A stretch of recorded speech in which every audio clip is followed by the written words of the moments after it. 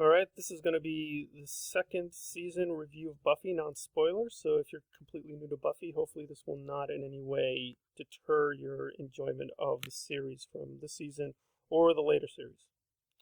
Okay, so let's begin with the good parts. On the one hand, from the perspective of season 1, this is a huge jump in quality. There are much better performances, better stunts, better special effects. There's more confidence in the storytelling, the plots have improved, and so on and so forth.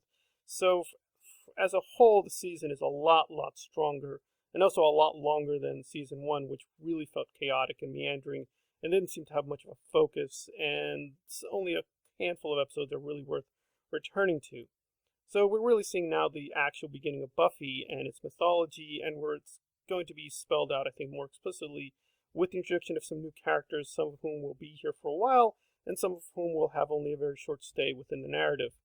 So from the perspective of season 1, it's a huge jump in quality, and I don't want to diminish that.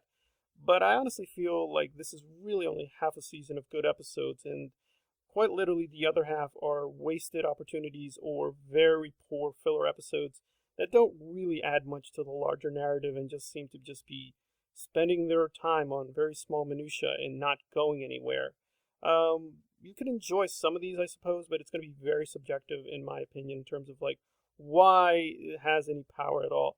Probably one interesting kind of pivot episode is the Halloween episode, where it's sort of a mid-ranged episode where it's pretty good. I actually enjoy it a lot, but it kind of shows the problem with the season as a whole, where you see a lot of promise in terms of what the story will be later, but you're really just getting a prototype. You're not really getting the actual thing, especially towards the end, at least to me, felt a series of contrived twists and turns of how things are going to happen with Buffy and the core group, which is now made up of Angel, Cordelia, Willow, and technically Oz. Although Oz is not a major character in this season, he will become much more important later.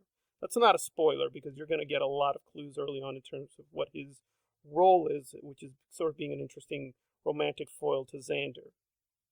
So on the whole, I think it is a pretty good season, but again, in terms of being analytic, the lower episodes really drag it down a lot.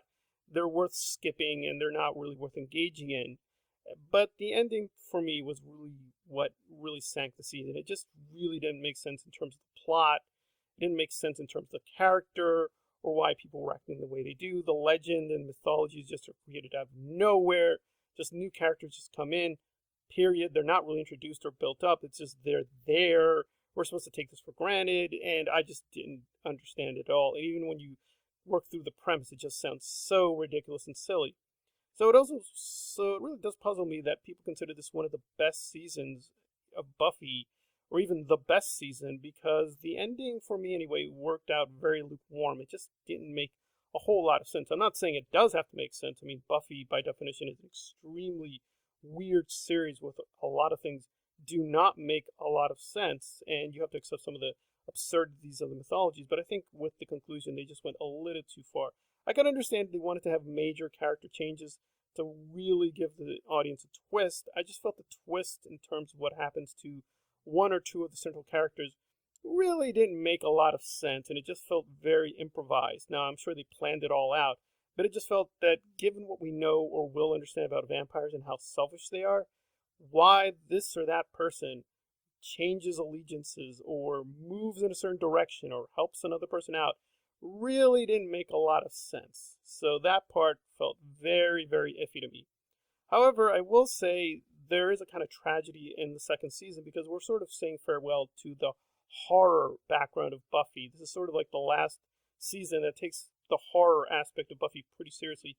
We're still going to see a lot of horror monsters and a lot of horror tropes. This is really the last season that really tries to combine both horror and comedy in a kind of uneasy alliance. And they're basically going to start moving away from that and moving more towards a fairy tale, fantasy, even sci-fi direction, which I didn't mind. It's just an interesting thing that people get Buffy confused all the time. In the beginning is very indebted to horror movies. And the later seasons really forget that. And it really just, horror movies in the horror background no longer matter. And I will admit there were a couple of moments, I won't say which ones because that'll be a spoiler, which were genuinely frightening. So I do think in some ways it did work in terms of how the stories were structured. But I just thought overall, the final parts, as well as some of the middle chapters, didn't make sense. There's just too many holes.